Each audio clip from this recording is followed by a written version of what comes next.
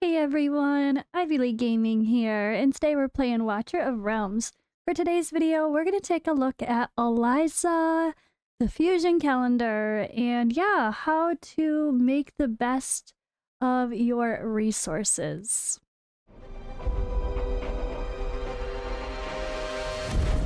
The finest blood for the most untainted soul.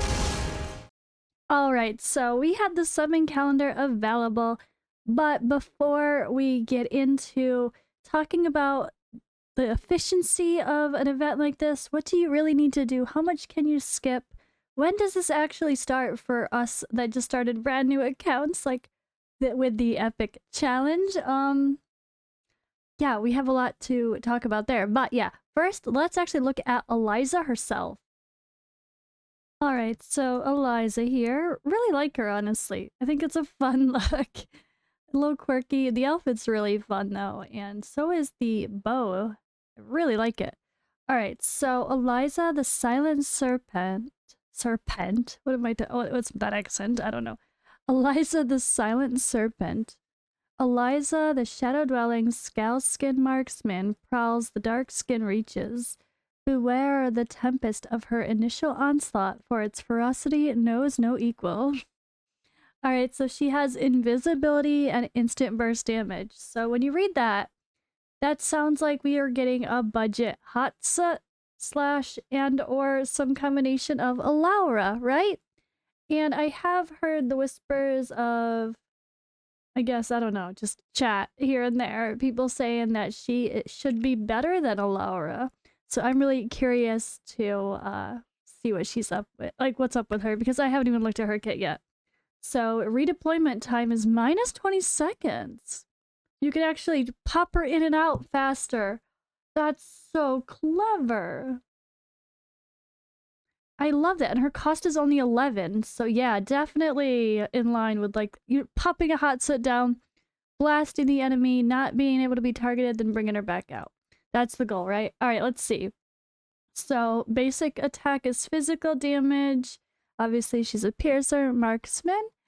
100% damage to one enemy, prioritizing airborne units. And then we have her ultimate. When deployed, it gains invisibility and decreases damage by 70%. This can only be triggered one time for each deployment. So when she's deployed, for 30 seconds, she gains invisibility. Adds extra duration, so 40 seconds once skilled, I think, right? And up to 100% increased damage. And then her passive, killing enemies, turns basic attack into 2 consecutive strikes. Okay. And her Lord bonus is the typical increases attributes by 10% and the range is increased, so just like Lunaria. Alright, so simple enough, right guys? Simple enough.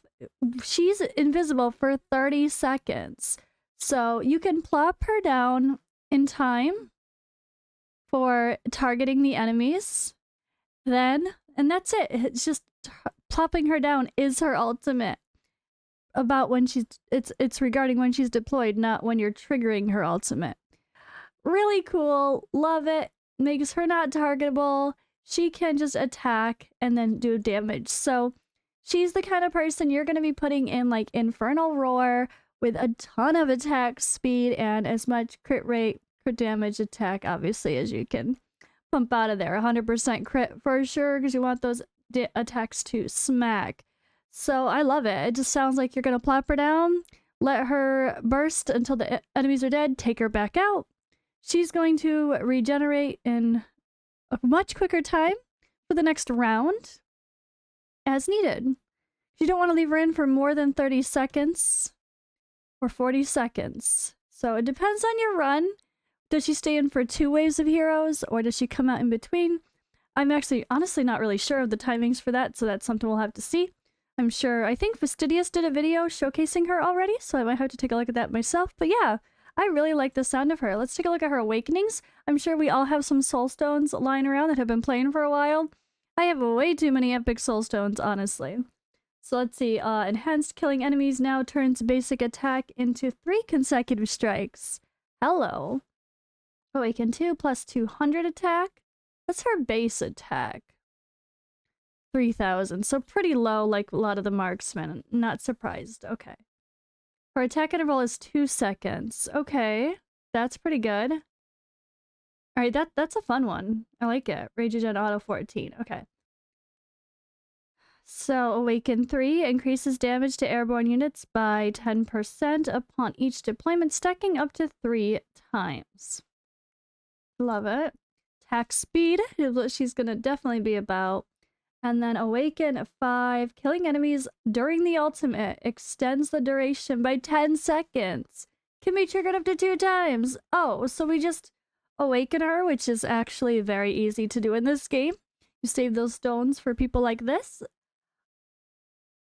And then she has 50 seconds, 60 seconds, a whole minute of being invisible. Wow. Wow, wow, wow. Okay. Yeah, she does sound amazing. All right, so let's take a look at the calendar now. But before we do that, I should say, look at the free-to-play accounts that we all, well, the Epic-only accounts that we all started. So, yeah, this banner is a thing. But we have the Shard Summoning event here on Wednesday, not Tuesday, even though it does start technically on Tuesday. But none of the events are showing. So there are events that start from Tuesday onward. None of the events itself are showing, just the general Shard Summoning event. So I think that unfortunately this is the way it was before. Last time I made a free-to-play account, you didn't get access to working on the fusion until the beginner training event was over. So I know first Fastidious was saying, well, we got it Tuesday, but then he realized, oh no, we have it Wednesday. But I don't even think we have it Wednesday. I don't think we have it at least until Thursday, if not until, you know, at least until Friday, I should say, is also very possible. So we might have a bit of a hard time getting started with this fusion event. It might have been nicer if we did actually start earlier, like he was going to, more last minute.